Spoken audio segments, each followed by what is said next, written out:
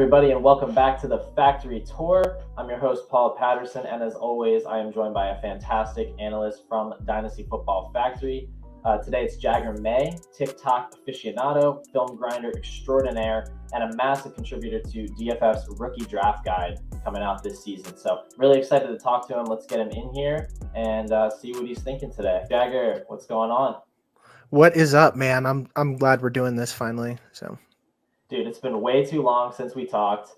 You've been off in Mexico doing whatever. I know you cut your vacation short so you could come here and talk to me. That was really appreciated. Yeah, I've just been drinking, man. That's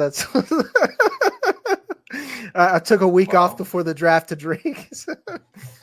I get it, man. You've been in the trenches, working hard, watching film, and you just needed to maybe blow off a little bit of steam. So I totally understand that. But you've put a lot of time and effort into your film breakdowns for the DFF rookie draft guide. I'm not going to do too much propaganda, but I do want to talk about it a little bit because it is chock full of data. You have broken down basically every relevant prospect in the draft and what you see on tape.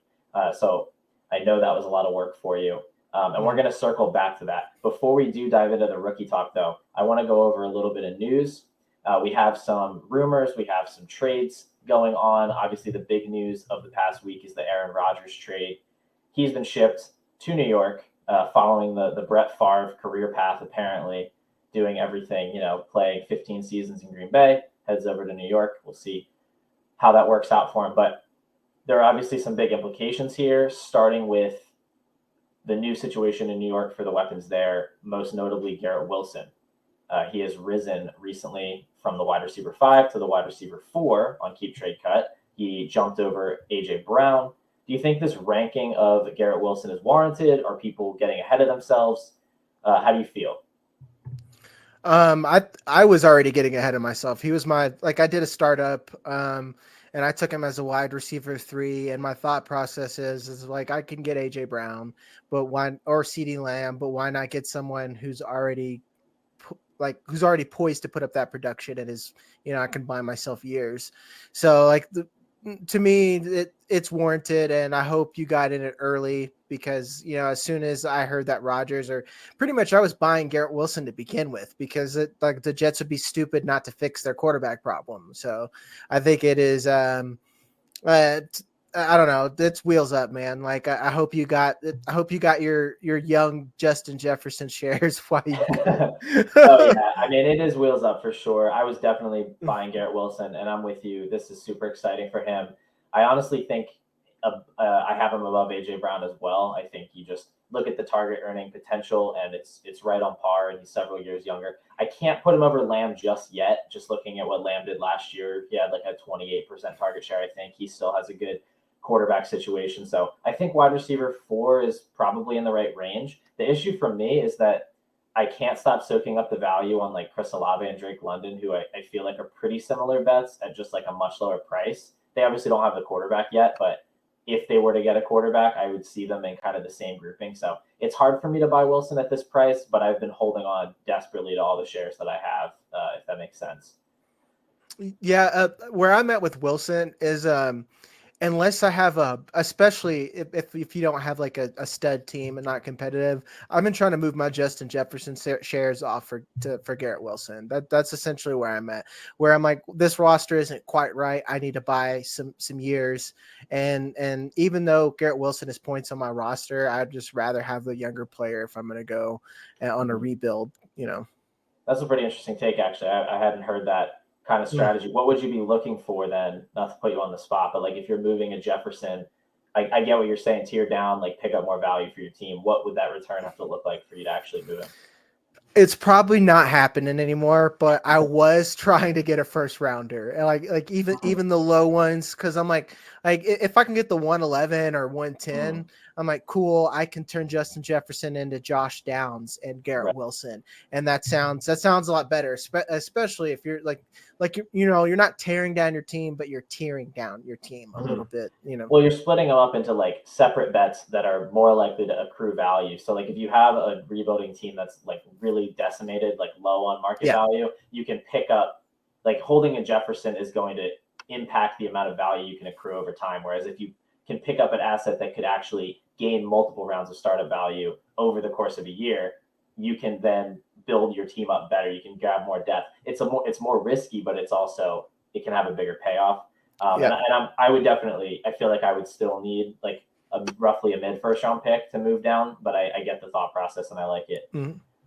So then looking on I don't really care about Aaron Rodgers, to be honest with you. Like, I think he's just going to be Aaron Rodgers. So I don't really want to talk about him. Like, he'll be a mid QB2 and whatever. But let's go to Green Bay then, where Jordan Love is going to take over as a starter. We've got a couple of relevant weapons left behind, Christian Watson and Aaron Jones. Are you still interested in these guys in redraft formats or dynasty formats? Is Jordan Love going to tank their value? Like, where are we at with the Green Bay offense? I like Christian Watson's value than like, I guess perceived value. I like it better than what Christian Watson actually is. And I'm at a point where he falls and Treylon Burks, they fall in this tier of players that I would rather trade up for other talent for than have them as like my core pieces, if that tells you anything. And then I guess if you're in a rebuild, then you can target them. But again, I'm just trying to flip them. So I don't feel good about Green Bay. I don't at all. And Jordan Love would be someone, if I'm desperate for a QB2, that's about it. You know, if I need a QB2, Jordan Love is about as cheap as a player you can get with whatever you think upside is. Like, I don't, you know, like I get, you know, I get that he's young and a black dude, but he doesn't really rush at all. So, you know, and that right there should cap your limit. It should cap of what you're willing to spend on him, you know. I don't know. I'm not excited about Green Bay. I guess that's what I'm saying. Yeah, I agree with you. I still like Aaron Jones just because he's like one of the cheapest of those veteran second contract running backs, and he's like one of the few that are actually still good. If you look at efficiency, like Dalvin Cook's washed up, Derrick Henry even is starting to decline, but Aaron Jones has still been super efficient.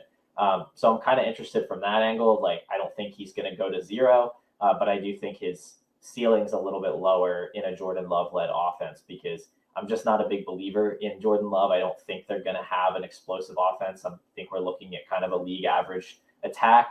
I do like Christian Watson for the upside, and depending on, you know, what they add in the draft, he at least looks like the clear target leader. He should get a lot of work. He's explosive, but he does fall in kind of a weird range in startups where he's like right after that tier of really good veterans like Kupp and Hill, and so it's like he's kind of a teardrop when you get there. And I agree with you. I'd rather go up and get a better prospect I'm more sure of, or maybe trade down. But his upside intrigues me. Jordan Love, man, just get him out of my face. He's rocketing up the keep trade cut rankings because Rodgers has been traded, which I thought was already a foregone conclusion, but apparently not. He is up to the QB 17, just behind Daniel Jones and Tua. And he's actually ahead now of Trey Lance, and he's ahead of Kenny Pickett, and then some of the older veteran quarterbacks like Carr and Cousins. And quite frankly, I don't get it. Like, I think he's super overvalued in Dynasty. He's like a rookie in the sense that he's young and he hasn't played a lot of games, but he doesn't have the same appeal that a rookie quarterback has because he doesn't have the value insulation. Like, rookie quarterbacks come in, we expect them to be bad. They have 4 or 5 years to prove themselves. And so even when they're bad, like Zach Wilson was atrocious, they still hold most of their value year over year. Like, he was still going in the 4th or 5th round of startups after having basically the worst rookie season we've ever seen. But I don't think Jordan Love's going to get that kind of grace as a 4th-year quarterback. Like, he is going to be expected to step in and be competent right away. They haven't even exercised the 5th-year option. They've only got about a week left to make that choice, and I don't know if they're going to. So if he struggles, I think his value is just going to plummet. He might not even get another starting opportunity elsewhere just based on how long it's taken him to make a name for himself in the league. And then the other side of this coin is like, what is the upside? Like, if he does succeed, what kind of value gains are we going to see? Because from my perspective, Daniel Jones was in the exact same boat last season. Going into his 4th year, he had never proven to be a good quarterback. He comes into the year, he puts up a QB1 points per game season, leads his team to the playoffs, wins a playoff game. And what did he get for all his trouble? He's the QB 15 on keep trade cut. He's 2 spots ahead of Jordan Love. So, like, what is the best case scenario for Love? If he comes out and does exactly what Jones just did, he's going to be right in the same spot value-wise. Like you said, he doesn't run. So I don't really see the appeal. It seems like a low floor, low ceiling bet, but it seems like a bet people want to make. Um, what do you think about that? I mean, would you I rather go honestly, elsewhere? yeah, I don't even know what to add. It's like I said it's like I said in the beginning. If I have a competitive roster and I need a QB and I don't and I'm stuck, Jordan Love's a guy that you could probably pay for. But you know the people that have been sharp on the Twitter sphere or whatever have already said that we can't double count Jordan Love now. We were already considering him the starting quarterback. And then most of the time in startups, if you're a person who punts your QB2, he was that target now. And I think that at this point, he's even risen to where he's at because people are trying to get cute, I guess, like do the Bill Belichick. I want to get him now instead of maybe missing him later. And the real answer is either get just a better QB2 way earlier. Like I Yeah. would rather have Daniel Jones because, like you said, he proved he bet on himself, and now he's got a 4-year deal, and they're committed at least for a year or two. So you have the club's belief in him, and then you've got the rushing floor, which Jordan Love has never had ever. And we know now that it's no longer Konami code. It's a standard now. It's just the standard. You need to be a rushing quarterback to be a high-end QB1, or you need to be Joe Burrow, where you are throwing touchdowns at an incredibly high rate, probably because you have one of the best receiving cores in NFL. I'm just saying it helps, and he doesn't have that, so I don't get it. Sure. And yeah, and if unless you are winning, you need to be selling him, because right now it's like you said, you're buying him at his high. He's never going to gain value. At best, maybe he could be a Dak Prescott, but that's asking a lot. That's a lot. Yeah, it seems like a lot of the potential ceiling is already baked into his price. And honestly, the contract note for Jones is another good point. Like, he also got paid. He got paid significantly. So Yeah. that's a contract, that's a commitment from the team. And even that hasn't pushed his value that much. He has gained value since last season, but he's kind of plateaued where he's at, and he hasn't broken into that next tier of like the Dak Prescott range. There's still a clear separation there. And I just don't really see what Love brings to the table that's going to allow him to break that ceiling and break into that tier. So I think you're always going to be left wanting more. And honestly, at this point, I would rather just pay down and get a player that we know is going to give you that QB2 production, like a Carr or a Cousins, a Geno. I mean, you can get Russell Wilson cheaper. It just doesn't make sense to make that investment for me. Like, Jordan Love and Kenny Pickett to me are back to back, and they're like two of the most unrosterable assets in Dynasty right now when you look at the quarterbacks that are just slightly above them and the quarterbacks that are below them. It just doesn't make any sense to invest in them at that price. It's a QB dead zone almost. So like we've hit a QB dead zone. And I'd argue, like, who would you rather have? Would you rather roster Jordan Love or Jared Goff right now? Jared Goff. Yeah. Easily. He's going to start this year. He's going to put up like high-end QB2 numbers again. And then even if he gets replaced in Detroit, he'll go start somewhere else. Like, as long as there's a league where Desmond Ridder and Sam Howell are projected starters, he's going to have a job somewhere. Like, he's not exciting, but I don't really see the difference between him and Kirk Cousins, except that he's like 6 years younger. Yeah, a team right now, just like an NFL team, not just us fantasy losers here, down on earth. They know what they're getting in Jared Goff. They can almost chalk it in immediately. Like, this is what I have. So that holds value for the NFL, and thus should hold value for the fantasy community. And Jordan Love doesn't have that. Because like you said, the fact that he doesn't have that 5th-year contract signed, it's telling, Yeah. It's telling. Yeah. I mean, Jared Goff isn't the kind of quarterback I typically target just the way I run my teams. Like, I'm trying to get elite quarterbacks, or I'm trying to get cheaper quarterbacks with upside, or I'm trying to just fill the position super cheap. But like, if I have to pick in a vacuum, I'm still going to take Goff because I just don't see Love as having significantly more upside. And I don't care about the youth, because it's not like Jared Goff is some ancient quarterback who's about to retire. But I think we've sufficiently destroyed Jordan Love. And, and it's actually so funny you said quarterback dead zone, because somebody just said that yesterday on the Full Tilt pod. I was on there with Wyatt from JWB, and he said the exact same thing. Oh, yeah. He said QB dead zone, and I was like, that's exactly what it is. Like, you just can't draft those guys there. So yeah, I would definitely be trading up or down from Love. I don't want to roster him going into the season, but his value should hold pretty steady up until the year, so you don't have to rush on that. But let's quickly touch on one other rumor before we get into the rookie talk. There's been some rumblings today that DeAndre Hopkins could be headed to Baltimore, which would be, I think, a pretty big hit for Hopkins' fantasy value potentially, just based on how that offense is run. But then again, Greg Roman's out of town. We don't know what it'll look like. A lot of moving pieces here with Hopkins and then Lamar being uncommitted. So, what would you think of that move if Hopkins went to Baltimore? I'd feel good about Marquise Brown in the long term, and I feel good about Lamar Jackson staying there. You don't trade for and sign this old of receivers unless you're trying to win now. I read a crazy rumor about maybe trading Lamar Jackson to the 49ers, and that would make sense that they would get, they'd have to get Lance in return. It's the only thing that makes sense. But other than that, this to me is your opportunity to trade Hopkins. I've been for like 3 years now. I think that Hopkins hasn't been worth his value. And now Hopkins is worth his value. And now this is your time to get off the boat. If at all possible. I even think now, like you hear this rumor and that pops up on Sleeper, I'm going to send out an offer if I hold Hopkins, So yeah, I've liked Hopkins as kind of an arbitrage off of the Cup, Adams, Hill tier. Not that those guys are mispriced, but just that he offers a similar level of upside at a similar age, but at a much lower cost because for some reason people are more like especially concerned about him falling off the cliff. So I've kind of liked buying into him at that price, but I wouldn't love him in Baltimore with a mobile quarterback. I feel like that really is a blow to his target ceiling.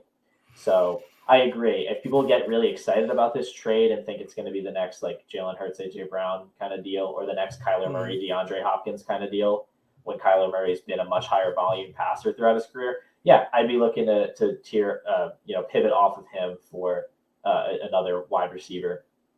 But that is an interesting point. They probably wouldn't line that up if they didn't have Lamar set to re-sign or to agree to a contract. So from that stance, I would love it for Lamar. We're going to work with Andrews, Hopkins, OBJ, and Bateman would be a huge step up from anything he's enjoyed throughout his career. And honestly, that Trey Lance rumor, if that came to fruition, I would be over the moon for both my Lamar Jackson shares and my Trey Lance shares. Like just the idea that Lamar would get to work with all those weapons in San Francisco, and then I would also get Trey Lance starting with all those weapons in Baltimore. That's almost too good to be true. Yeah, and he would probably be running a lot, and then like that might not be great if you're thinking about NFL purposes, but if you're thinking about just fantasy, I could just see Trey Lance right now being an instant like that's why you traded for him. He's an instant QB1, and I mean he has a chance to be a top 5 QB, not just putting up Daniel Jones numbers or Jared Goff numbers, and this is what we keep harping on, folks. If you're listening, you want QBs with upside, and even if they dip in value, that to me is you're just buying the dip. This is you getting in on Apple stock early a little bit, with Trey Lance, and it could be temporary and a flash in a pan, but that can win you a league, and then that gives you a high value chip to trade later to get something a little bit more stable if you want. So. I totally agree. Yeah, if you're going to draft a quarterback in the quarterback dead zone, so to speak, you want it to be Trey Lance for sure. The reason that his value is depressed is due to perceived insecurity and not a lack of ceiling, a lack of upside. He has the tools. He has that rushing upside we covet. And honestly, as the number 3 overall pick, I just don't see how he doesn't get a starting job at some point. Like, I don't care if he's the week 1 starter in San Francisco. He's going to start. Sam Darnold has had how many chances in the league as the number 3 overall pick? And he's been atrocious every single time he's played. Like, the idea that Trey Lance is going to start 3 games and then wash out of the NFL is just absurd to me. So go get in on him. When he plays, he's going to score points. When he scores points, he's going to gain value. So absolutely. Love that. That is a pretty interesting rumor. We'll see if it comes to fruition. The NFL draft here is just around the corner. You'll probably be watching this on draft day, honestly, by the time it comes out. So let's talk about these rookies, and let's talk about DFF's rookie draft guide a little bit more. As I mentioned earlier, you were a huge contributor for it. So can you tell us a little bit about the draft guide and then your role in creating it?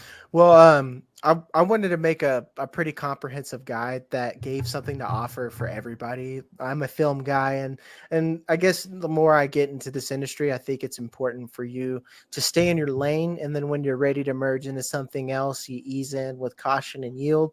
So with this, I wanted to stay in my lane, focus on the film, and bring in someone like Chris, who already has like a proven model, and give his take on that, and then someone else like Drew, who gives a Devi perspective because they've been following the actual careers of these players, and they have some of the context that not even I have as a film grinder and someone with data has. But ultimately with me, like I said, it's film. And this year I wanted, this is almost for myself as much as it is as a product for everyone to read. I wanted a kind of a standard process of the way that I look at players, so I can repeat this and improve and tweak. Like if something, and you always going to have to do it because the NFL adjusts. So like one thing we'll hit on later, especially when we get to wide receivers, how the wide receiver position has changed, and we look at the size discrepancy from, let's say, 5 years ago till now, where it'd be crazy to think that someone would actually draft a 175-pound wide receiver, and now they're arguably our wide receiver ones, and it, whether you think this is a good draft class or not, there's talent at the top end of it. So with me making a guide and spelling it out, one, it keeps me honest, and two, it gives you like I said, a comprehensive look at what actually makes a good player. And then another thing that I wanted to be objective about is what I see on film, and let that be the only story, that this is what I only see on film. And then when you look at the data and then the career, you can absorb everything and kind of use your own process to take what us, whether you think we're experts or not, and you take what we think and you could fit that into your own process. Like if you're a data guy, we speak your language. If you're a film guy, we could speak your language, and you get the entire picture. So Yeah, I love that. I think it's a great idea to blend those perspectives. Chris, you mentioned that's at Draft Director, or the Draft Director on Twitter. He's got a rookie model. I reference it constantly. He has yeah. these thresholds for production, and it has pretty good hit rates. It can predict kind of production throughout the first 3 years of a career, and it sorts it into kind of different levels of production, like the elite players versus the good players versus the semi-useful players. So it's super interesting. It has pretty good results so far. And then you also mentioned Drew. So he's another one of our analysts with a heavy Debbie focus, like you said. And so all of those guys have a different big board in the draft guide. Every prospect has your film breakdown. And then it also has Chris's scores from the model along with some of his notes. So it seems pretty useful to me. And like you said, you can kind of take what you want from it and then make your own assumptions. I think it's going to be one of those things that's going to like evolve over years and different iterations, and over time it's going to become something like really, really cool. Tell us a little bit more about your process when you analyze film. You said you break it down into these different categories and you're kind of working on making it a more productive process over time. So what is it that you're looking for, and how do you break players down? To talk about players as a whole before we break down into the nitty gritty of individual positions, it's important that you watch multiple games multiple times. You can't go on YouTube and then pop on Jalen Hyatt highlights, because again, you're only going to see the highlights, and Just you're Bomb only going to. Productions? You don't use Just Bomb Productions on YouTube No, for I your don't. breakdowns? No, I don't. I don't use Just Bomb Productions. Like, to believe it or not, like occasionally I'll pop something on because like sometimes film's hard to get, so like occasionally I need to see something on a player, and that's normally when I get into like these like small school athletes or something, most big players that you should be paying attention to. I can get a hold of their film, but it's. And then another thing I think is highly important is looking at A22 or all 22 film. That's the difference between, again, just highlights and actual film, because you can see the whole field. And especially in a position like running back or like quarterback and wide receiver, it's important to see what the defense is trying to do to the offense and vice versa. Because like some people are like, well, why wasn't he getting targets? Well, how he was being used in this game is why he wasn't getting targets. Or here's what the defense did. Talent, will dominate. Well, when you triple cover someone, you're asking a lot. I.e. Justin Jefferson, one of the best receivers in the NFL. Teams almost double bracketed him most of like I think that were they in the playoffs this year? Whatever, excuse me, the fantasy play. Yeah. The fantasy playoffs where I got 0 points from Justin Jefferson is because they just played quality defense. It's not that Jefferson had a bad game or he fell off or whatever, BS you want to hear on the internet. It was just quality game planning. And that's why seeing the whole field works. Two, I think it's important to watch the same game multiple times because it's important. It's important to understand that you're one guy and you have to look at all areas of the field. So you can't expect to do that all in one run. And just to I guess to break it down more on like a positional focus with quarterbacks, I need to be able to see just them throwing the ball. I don't know what's going on defense, what the receivers are doing, how the protection is going. I just want to see how they consistently throw the football on every play. If they're running, okay, can they throw on the run, or do they have like a weird hitch in their arm and they're not Patrick Mahomes, so it doesn't matter. Anthony Richardson's a good prospect to bring up here because his biggest problem is fundamentally it doesn't matter what's going on the field. It's his footwork. And that causes, like from the ground up, it causes mechanical issues that cause inaccuracy. Yeah, like literally from the ground up. From the moment he throws the ball, it's wrong. Like nothing else, even all the other good things that he does, that matters. But from the success of that play, from where he starts, that is the problem. And then when you talk about context of what's happening on the field, then you can look at other things. Then I want to look at the protection, and a lot of that's the pre-snap. Can the quarterback even see and protect himself? I know that's what I try to tell people. Like, well, we play fantasy football. Why does the offensive line matter? It matters if your quarterback is smart enough to protect himself. If he can't protect himself, he's taking sacks. And then I'm worried about what's going on downfield, and that's the post-snap. So is he processing the field correctly? Did he process the pre-snap, and did something change? And that could be the result of the interception. Because again, sometimes the defense just makes a good play. We often look at fantasy football in such a two-dimensional point of view, in my perspective. We forget that the defense is also doing something. We forget that the coaches are there doing something, and we forget there's other players doing something. So a lot of times a player is working within their own storm and trying to navigate that. That's what I try to point. I think that's a great point about the defense. Like you think about the end of the Patriots Seahawks Super Bowl, like Russell Wilson didn't really make a bad throw. Like Malcolm Butler made an amazing play that he wasn't supposed to make. Yeah.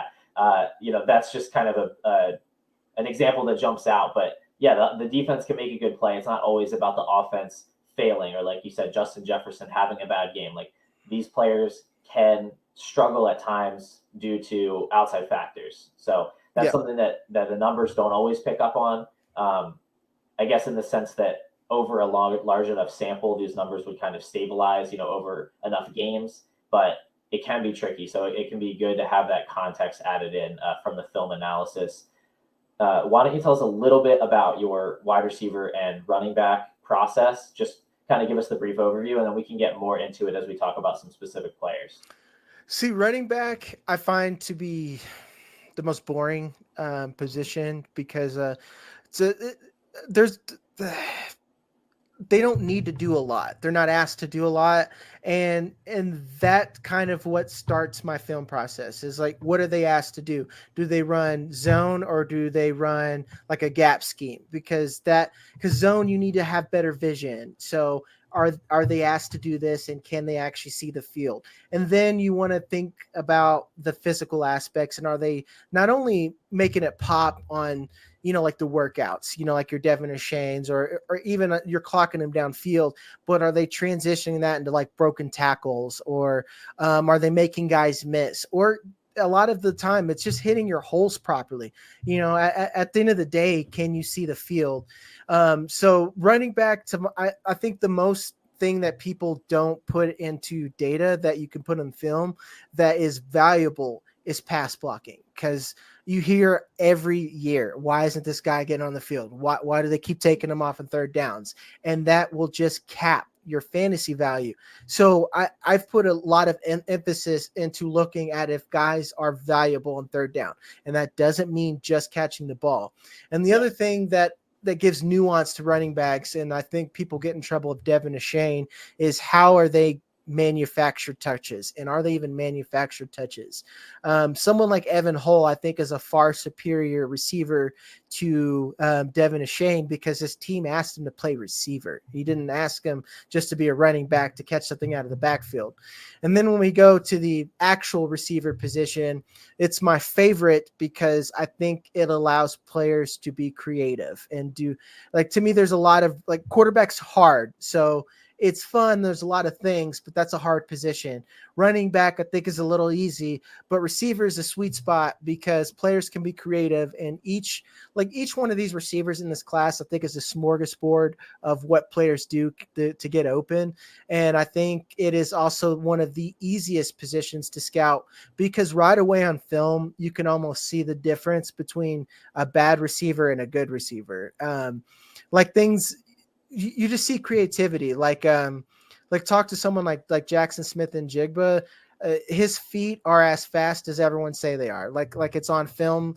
It doesn't matter what he's quite doing downfield, but everything that he does before he gets the ball is with intent. And then when you go to a player like Quentin Johnston, the film will tell you that Quentin Johnston is more like Deebo Samuel than he is like, I don't know. What's your favorite deep threat? I just think that he's a player that is better at getting. He's better when touches are manufactured for him than he is at manufacturing his own touches. And a lot of times the data doesn't show that, or it does. And this is where I've learned. I just need to know to ask the right questions now from data people. Like, this is what specifically I need to see, and here's why I need to see it. But a lot of times I've noticed that people either ignore it or they get stuck in their own process and they're not willing to adjust. And here's where I kind of alluded to the beginning of no matter what you do and what your lane of analysis is, you always have to be evolving because the NFL evolves. So I think Quentin Johnston would have been a slam dunk first round pick 5 years ago, but in today's NFL on film, he doesn't play like a wide receiver one. I think Jordan Addison or Zay Flowers is a guy who plays like a team's wide receiver one, because people keep bringing up slot or outside or alpha or whatever. It's relative.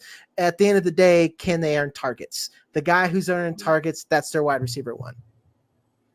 Yeah, I mean, I agree. I think that wide receivers come in all shapes and sizes, which makes them a pretty interesting position to evaluate. Honestly, it's why I tend towards the numbers, because the film just kind of scares me. Like, I can look at players and see them win in a lot of different ways. And so I like the numbers because they kind of take all those different play styles and synthesize them down into some more digestible facts and figures that I can base my takes off of. So with that being said, what role do analytics or statistics play, like, in the bottom line of your evaluations? Obviously, you're doing the film work, you're putting together your opinions, but the stuff that you hear, numbers wise, or the stuff that you dig into, does that have an impact on how you rank these guys? Yes, it does. And a lot of it is taking hard lessons. And I guess, like, right now you're hearing confessions from like a film bro of like mistakes that are made and how to correct them. And I guess I'm going to put a message out to data analysts, guys, that, like, my brain processes things. Like, I was a writing major and a creative writing major. Like, I process words better than numbers. I understand numbers. Yeah. But, like, if you put things in words, it is much easier for me to understand. Someone broke down why breakout age is so important. And it was with one simple sentence. Grown men should dominate against kids.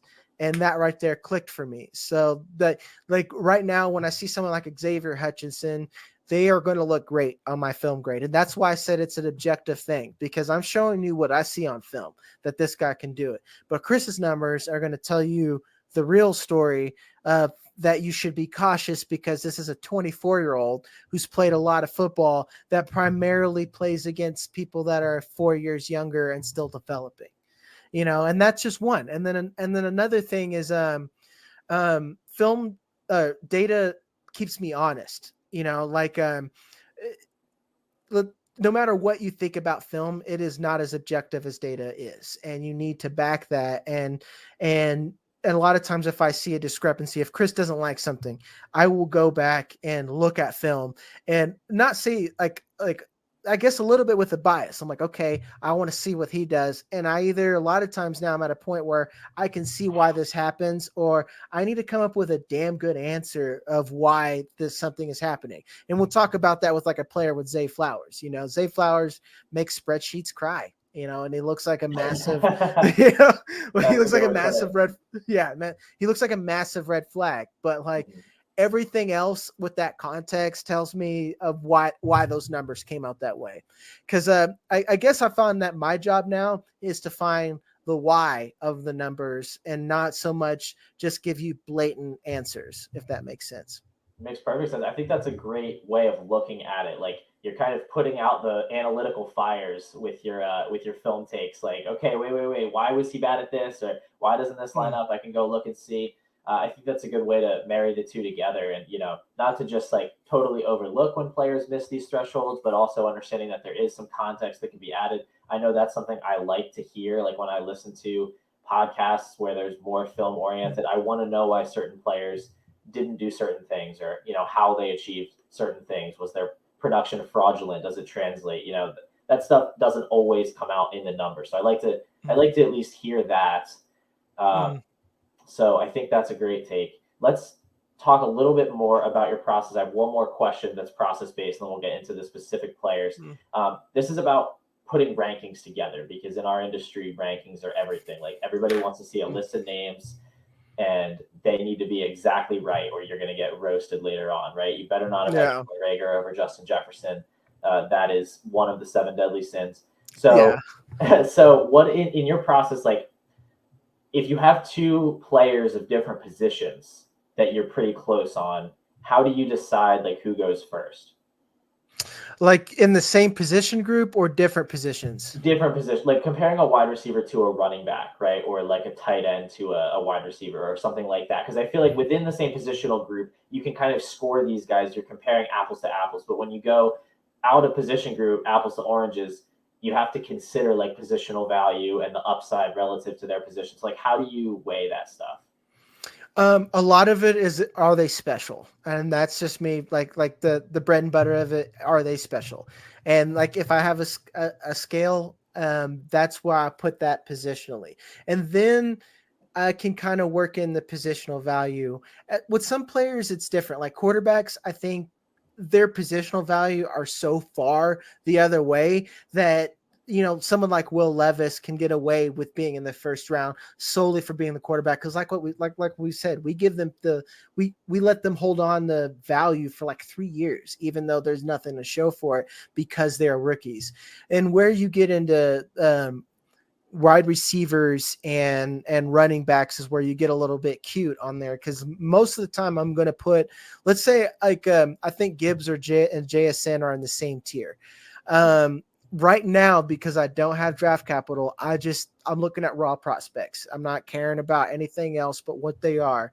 JSN would be slightly ahead for me, but what keeps Gibbs ahead is there's positional scarcity, where I was the guy that was like running backs don't matter. And now I've adjusted to reality that some running backs matter and we need to treat them like tight ends. That like, if you can get a running back that's going to consistently give you wide receiver one numbers, and I mean points per game at the end of the day, that holds value. For that 5 seasons, you're probably going to be dominant holding that player. So it's worth keeping him higher. So with that caveat, I would put someone like Gibbs over JSN. And then when we get into like the lower rankings, that changes up for me to where wide receivers are probably going to dominate most of the time until we get in the later rounds. And then we play the analytics game. Your hit rates are so bad that you need to start thinking about running backs, even though I don't love this player. If he is good enough to get on a team and get on a roster and play himself into some snaps. And And I know that's weird and that's not an exact process, but that's all these moving things that I think about within my rankings, you know. I think that all makes perfect sense, especially like that last thing you said about running backs. I play the same way. Like I rarely pick a player in the third or fourth round of rookie drafts that's not a running back, and if it is, it's some like athletic freak tight end that I want to put on my taxi squad. But outside of that, I definitely lean running back over wide receiver. Like you said, the hit rates on day three wide receivers are so bad. And the thing about these running backs is like they just need to get on a depth chart. If an injury happens or something, they get to play. If they play, Yep. they get touches and then they score points. Like it's just so much harder for a wide receiver in that range to actually make an impact because they have to go out there, run a route, and earn a target. Like a running back can Yep. be given touches. So totally agree there. Let's jump back though, because you are totally speaking my language with this Gibbs over JSN thing. I thought we were going to have like a duel about Mm. this, but apparently we're on the same page. So right now, as it stands, you have Jameer Gibbs ahead of JSN. Mm-hmm. And like I said, that to me, it's like a and B situation. They're in Yeah, their they're very own close. tier. Yeah, like if JSN's your guy, you could convince me that JSN is it for the pick. And to me, that's one of the few things I would say that you would draft need over value if you're in this area. You know, like do you need a running back or do you need a receiver? Because you got two special players. But like I said, I think Gibbs in the right situation, he's going to be a special player. He is going to be like he can be CMC. But there is a caveat that he might not get used like that, and he could be DeAndre Swift. So, and that's my only thing, you know. Yeah, no, I agree. I think they're really close. I think they're both special players, and honestly, I'm going to try to get as many shares of both guys as I can. The Mhm. reason that I have Gibbs marginally ahead of JSN is I think he has a more achievable path to like a 20 point per game season at a more scarce position, like you said. And I also think, well, I don't think, but I've seen like the data about running backs going into year two. They just have like historically high value insulation if they're early picks. Like if you look at top 50 drafted running backs, I think every single one of them going back several years has had more value going into year two than they had as rookies. And that includes players like Cam Akers, who barely played as a rookie, players like J.K. Dobbins, who didn't play full seasons. We saw it with Kenneth Walker last year, where quite frankly, I think Chris Olave and Drake London were more impressive at their positions than Walker was at his. And yet he's going Agreed. ahead of them in startup drafts because there's just this thirst for running back production. It's so hard to find these young elite running backs. So that's why I like Gibbs. I just think he is a lot safer than people think in terms of his value because going into year two, like whatever flaws we see in him, there will be people that are rationalizing that, like, oh, he's going to get more goal line work this year. Oh, they're going to give him more carries this year. And if you have that ability to discern the truth, you can get out early before the value goes down. So you get this early look to see, does he have that CMC upside? And if you see the DeAndre Swift career path coming, you can just pivot. You'll probably be able to get JSN or a similar wide receiver after the fact.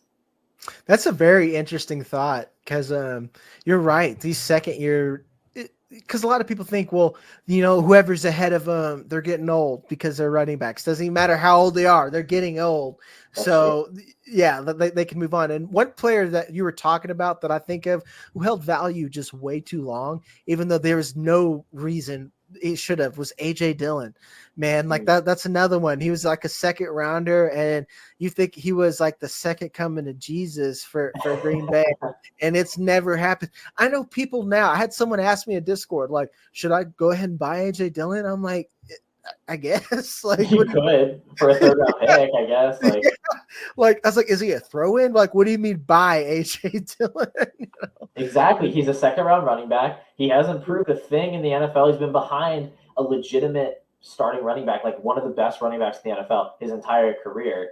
We're not even projecting Gibbs to land in that kind of a situation. Like, obviously, if he does, that changes the calculus a little bit on his upside. But let's say he lands in like Cincinnati or like, and they get rid of Joe Mixon, or what if he lands in Kansas City, or if he lands in Arizona? Like, he's going to just take over those backfields, and I think that would be pretty exciting. We'll see about the draft capital, but if he goes top 40 or like top 40, like in that range, I do think I'll keep him ahead of JSN. And unless the market is like way the other way, then I'm going to be taking Gibbs over him. Let's Mm, move on to some of these other guys though, because I'm sure everybody's heard a ton about these guys at the top of the draft. Let's go Mhm. down a little bit later in the first round. We've got these three wide receivers kind of in a bunch after JSN. This is everybody's consensus 2, 3, 4, or pretty much everyone's. That's Jordan Addison, Quentin Johnston, and Zay Flowers. I've seen Mhm. them in every single order you can imagine. Zay Flowers is actually the odds-on favorite to be the second wide receiver taken in the draft, while Johnston has lately looked more and more like a second-round pick, maybe in that T. Higgins mold. So it'll be interesting to see how they move in rankings after the draft. But what order do you have these three guys in, and could you talk about how they got there? Flowers, Addison, QJ, and that's almost it's a Flowers and Addison's a soft tier in between. There's very, it's to me, there's just elite traits that separate Flowers from Addison. I think Addison can be a good player, and then QJ is I'm known to be very low on him, and it's pretty easy. I just don't think QJ is the modern wide receiver one. Mike Williams is a proven player that plays what people think that QJ is, and he's not the wide receiver one on his own team, and it's because it's the player who gets open quickly. I said this on Twitter that the NFL switching to move faster, and that's because these defensive end and pass rushers are crazy. Nolan Smith ran DK Metcalf numbers at defensive end. It's insanity what he did. And that's a defensive end. And then we have the offensive line where it's a lot more skill and knowledge into that position. And NFL players can't, or NFL teams can't catch up. So now you're asking your quarterbacks, and this is why I say that there's no longer Konami code. It's a standard. You have to have a quarterback that offers some mobility. To me, the mobility minimum is Joe Burrow, Dak Prescott. You got to be able to scoot away from somebody and make something happen. If you can't make a 10-yard run, you probably can't really make it very long in today's NFL. And then on top of that, you need your receivers to be able to get open quickly. A lot of these numbers that we're using, like a dot, throwing the ball downfield, that was a much different NFL where players had time to get downfield. Now speed kills, so you can have fast players that go out there, but these big Julio Jones players, you have to either be Julio Jones or you're likely, to me, a role player. And I think like Quentin Johnston, there's a path for success. It's just much harder it's much harder for him than players like Addison and Flowers in today's world. So Can I ask you a question then about Johnston? Because I feel like I feel like the Mike Williams comp kind of undersells his yards after catch ability. And I'm not a film guy by any stretch. It's just that's what I've kind of heard about him, and I have watched the Just Bombs production highlight reel on Quentin Johnston, so I've yeah. seen him running with the ball. Do you think he has a little bit more potential to be less of like just a deep ball kind of jump ball contested catch guy, and more of like let's get him the ball quick and see what he can do? Um, I'm so happy you got here. Because that's what I think he's best at, and I'm happy. I'm happy that people at least see that he's not. To me, he's a better yak guy. I think he's one of the best yak guys in the class because exactly what you said. But again, I think it's hard to manufacture touches consistently for production, and you have to ask him to be Debo Samuel to be what we're ranking him already, if that makes sense. Because like if you're not Debo Samuel and he's in this role, what is he? Rondale Robinson? What's his name? Rondale Moore. Excuse me, Rondale Moore. And Rondale is, I think, a little bit more skilled than Quentin Johnston is, and that's not very good. And let's be honest, Debo Samuel wasn't very good at being Debo Samuel except for one season. Well, in fairness, Quentin Johnson, I think, could wear Rondo more as a backpack, but Yeah, that's fair. I kind of see him as like, I mean, I don't, not that I see him this way in terms of like, I didn't break down his film, but I feel like his archetype of player, like, could he be kind of like an AJ Brown light kind of player? Like, he kind of has the size, he has the yak ability. Like, I don't know how his game compares. I'm sure AJ Brown was a much better prospect, but could he be used that way? Like, AJ Brown I thrived on slant routes in Philly last year. Like, could you see that kind of a usage for him? he could and I think I think the big caveat there is like AJ Brown is just twice the athlete Quentin Johnston is. That's another thing. Like I got pretty flamed because people brought up the broken tackle rate. I guess I got to ask you. You're a guy who relies on data. Why does that matter so much? Like because to me, everything else before you get the ball seems to matter more for a receiver. You know, I would tend to agree. I haven't looked at any broken tackle numbers for wide receivers in my process at any time. I mean, I assume it would be somewhat descriptive of what you can do after the catch, but yeah, I agree. I mean, you got to get the ball in your hands first. There's only so many times that your coach can draw up like a screenplay for you. Like you have to get open and to get the ball. You're not going to put up wide receiver one numbers if you cannot run a route and get open. So the after the catch stuff, I do think kind of comes second, and so I agree there. As I have it in my rankings, I have Quentin in between Addison and Flowers.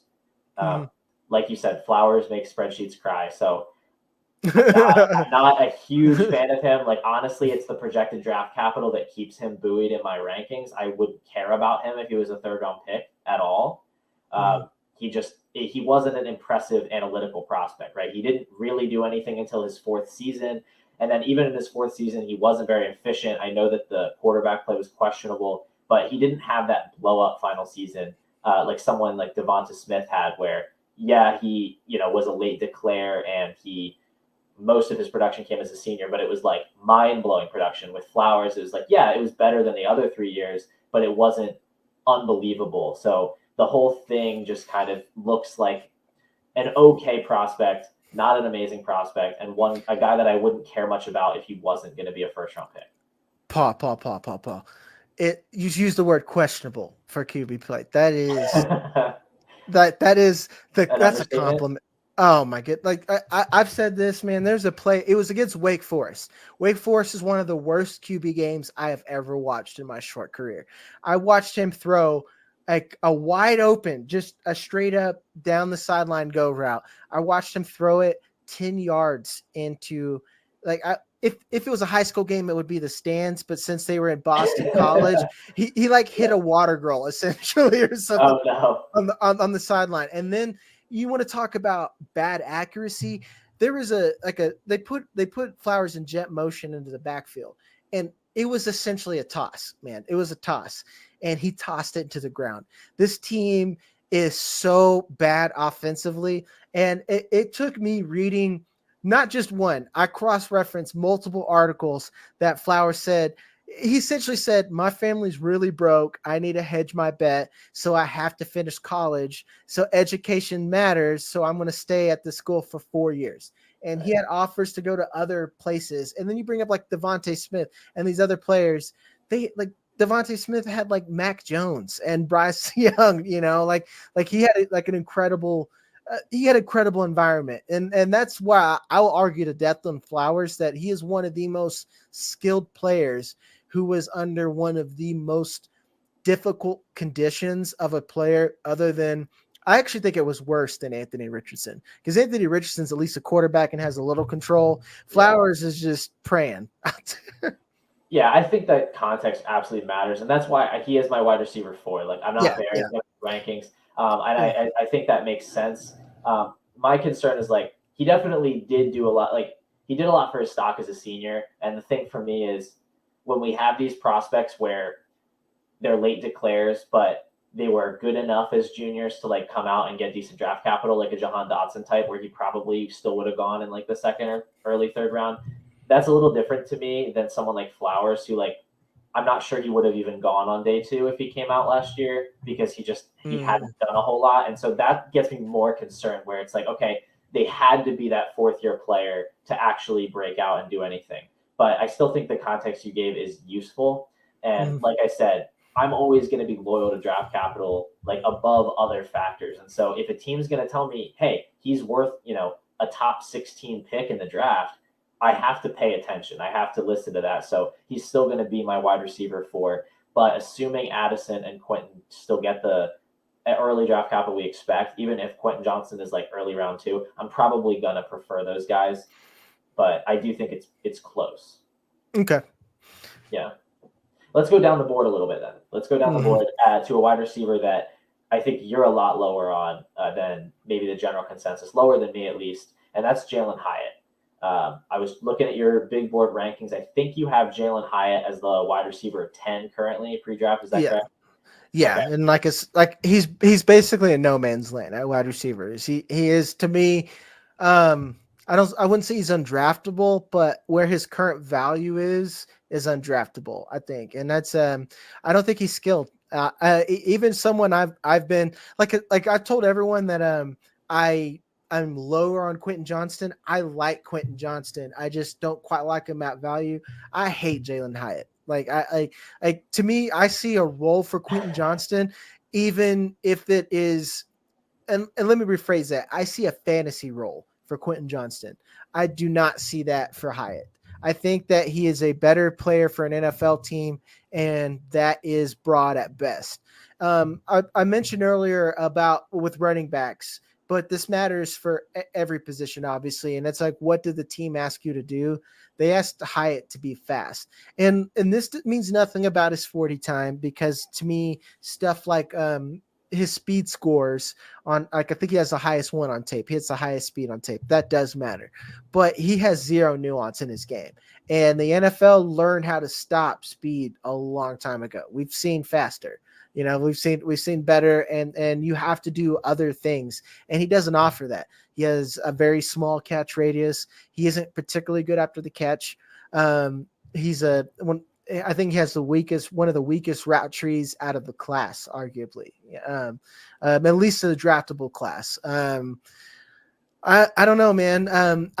I know it's crazy, but this is why I tell people that college production is one of the biggest liars out there. And that's like a lot of the times whoever's at the, let's say if you're a casual or someone who knows nothing and you would just go look at production. That's why a lot of these guys that aren't necessarily they don't have any pedigree or any hardware, and that stuff doesn't matter, but they were never in the ballpark consideration because teams know that they weren't asked to do a lot, and that college production buoyed a lot of whatever stock they have. To me, Hyatt's fool's gold, and the Biletnikoff is a product of good coaching, and I think arguably says more about Hendon Hooker, because you want to talk about early production. Cedric Tillman has had less production, but was always the better player up until he got injured. So, Yeah, Hyatt he's a tough eval. I think like I am willing to lean on production, not box scores, but market shares and stuff to a pretty heavy extent. But then players like Hyatt come along where there are just so many people talking about how the production is fraudulent, it's manufactured, it's not your stereotypical, wide receiver route tree, like you said. And so it gets tricky. Like, how do we weigh these thresholds that he was able to meet against the film concerns? And I frankly don't know. Right now, I have him as my wide receiver 7. So that would be the 4 guys we talked about. And then Josh Downs and Marvin Mims I have ahead of him. And honestly, again, it's the draft capital that buoys him. I do think he's going to go early round 2, if not the end of round 1. He's even gotten buzz there. And then looking at Chris's model, right, he hits the thresholds for dominator rating. He is an early declare. He hits best season target share. He hits best season touchdown share, yards per team pass attempt. Like, he hits all the thresholds, but there's so many people shouting about how it's not real production. Like, it is manufactured. It's a product of the system. And so I have to listen to that to an extent. So I think he's just going to be one of those guys where, like, I tactically try to avoid wherever he ends up in rookie drafts. Like, I'm just going to trade out of that spot because I don't really want him, but I also can't, like, in good conscience, pass on a guy that hits that many markers. Like, it's just not especially with your process. And that's why I tell people like you got to stick to your process to an extent, and to be honest, Lance Zierlein is the only reason why I have him ranked that high, because I understand that speed is something that you can't coach. And this is why I tell people that they ask, why does the NFL pick players that everyone else knows that are bad? Because they pick players that have traits that they can't coach because they believe they can coach all the rest. And chances are they can't, but you got to try. If you can't, if you have a speed problem, let's say like the Chargers, I wouldn't blame them for drafting Hyatt. Should they? That's a No. really exciting fit. Like, I'm gonna have such a hard time passing on Hyatt Yeah. if he goes to the Chargers with this analytical profile. Like, oh man, I really hope he goes to some crappy landing spot so that I can just like cross Like him off my Tampa board. Bay. Yeah. Yeah, like Tampa Bay, it doesn't even make sense. So that and that's why. So like honestly, I think I have Cedric Tillman higher at this point, even though I think the Cedric Tillman talk's getting a little out of hand. But Yeah. All right, let's switch up one more player at a different position before we get out of here because we are going long, and that's Tyjae Spears. So we're gonna switch over to the quote unquote boring position of running back. I want you to tell me. It looks like you've got him a good bit higher than me on your big board, and this may not be current, but right now it looks like you've got him behind Tank Bigsby, ahead of Roshan Johnson, ahead of Kendra Miller, Devin Ashane, Izzy Abanikanda. Is that correct? let me double check. It sounds right. Mhm. But It may not be up to date, but let's just talk me through your process with Spears and like what you see him being, I guess, in the NFL. I actually have him lower now. I've lowered him. So whatever copy you got a hold of is out of date. And you asked like the difference in him, and it's quite simple. I don't think Tajay Spears is an every down back, and I don't even think he's uh, an, he's Kenneth Gainwell at best. That's what it is. His profile is Kenneth Gainwell at best. We do this every year. We get excited about a Senior Bowl, and he's a very skilled player. But with his medical history, and again, here's where I've learned about analytics, man. At his size, it's not good for players because you got to think in NFL. Everyone is much bigger in college, and he can't do the same things. I mean, and that's why I'd rather bet on Roshan Johnson or Kendre Miller because at Okay. least at least they will have an early down role. And again, I think Roshan Johnson is so valuable in the things that coaches love in today's NFL. They don't need their running backs to be the offense because teams don't like to run the ball as much as they used to. But can you catch the ball? Can you pass block? You can you pick up 4 tough yards? I don't think Spears can do those things. Yeah, I thought I was gonna have to come in here and like talk you off the ledge with Tyjae Spears because I thought you had him a lot higher. So I'm happy to know that that's not the case. Makes the segment a little bit less interesting. I had written down taller Devin Singletary question mark next to Oh Tyjae yeah. Spears. So it just like some people are really high on him though. They kind of have him in that like wide receiver or sorry running back like 5 or 6 range. And I understand there's kind of a big jumble there because we don't know where draft capital is going to go. But honestly, like of all these guys, he is not the one that I would be latching on to as a big riser because he just doesn't seem to do anything that's that special. Like he is undersized and he's not a strong receiving prospect and he's not an elite athlete. So it's like, what is he really bringing to the table? I don't know what his signature trait is that's going to score fantasy points because I don't think he's a goal line back. He's not a receiving back and he's not going to like make tons of huge plays, at least based on his, speed and burst. So yeah, I definitely see a clearer path to success for guys like Roshan, Kendra Miller, Izzy Abanikanda, who at least could get that like early down role. Yeah. And then guys that have maybe more other guys that have maybe more pass catching upside, like a Tank Bigsby or a Sean Tucker. Those guys are all guys that I prefer health pending for Tucker, but with the draft capital agnostic, I like all those guys ahead of Spears. And to like, I guess pull my own receipts on here. When I looked at Tajay Spears, I said that he's spicy Michael Carter, because I'm like, this is a guy that would have fooled me so good 2 years ago because he is a skilled, and like you hear these scouting terms, skilled and crafty, But I've learned with running back the measurables. Now I know what to look for. The measurables show up on tape and matter more than any other position. I think tight end and running back, those size measurables and athleticism, they matter more than anything else because the teams are going to run them into 11 large human beings. And Yeah. you could be as zippy as you want, man. You won't hold up. Yeah, I totally agree, and I love you pulling your receipts. I also love how we got 3 fun comps out of Tyjae Spears. We got Kenneth Gainwell at best, taller Devin Singletary, and spicy Michael Carter. So put those 3 together. There you go. That's Tyjae Spears.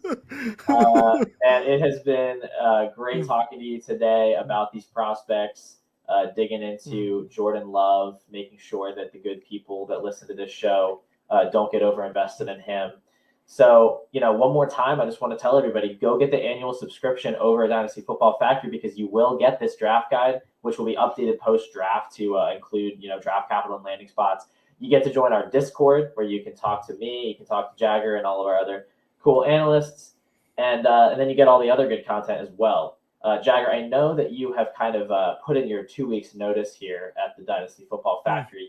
You're going to be heading over to DLF after the draft wraps up, after the draft guide wraps up, and obviously we will hate to lose you, but I'm glad I could get you on the show before that.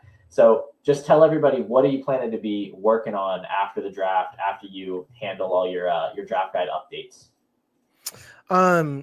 To be honest, I'm working into value studies, and a lot of it is taking things that I've learned over the year and putting them into actionable off-season moves, because we're about to hit a dead zone. So you need to keep it spicy. So here's a time where I can get into really nerdy weeds in the stuff of football, because when we're talking about running back values, that's something I've adjusted on and spent a lot of time understanding and improving the way that I draft. And that's what I want to prepare everyone for. Since I prepared you for the rookie draft, I want you to be prepared for your startups and like your early startups. And then even in redraft, all this stuff is relevant. And then you can see me on my new podcast, Dynasty Hour, with my other 3 co-hosts. And of course, writing whatever argument I see on Twitter into actionable advice is what I've done too. Love that. Those like game theory, out in the weeds sort of fantasy pieces. That's my favorite stuff to read. So I'm going to keep my eye out for that. That's a good shout out about the new podcast. Everybody should check that out. And then go follow Jagger on Twitter at Fantasy Blue Chip. Go ahead and follow me on Twitter too, if you feel like it, at Paul_DFF. And that's a wrap for us. I will be back next week on the factory tour. See you later, everybody.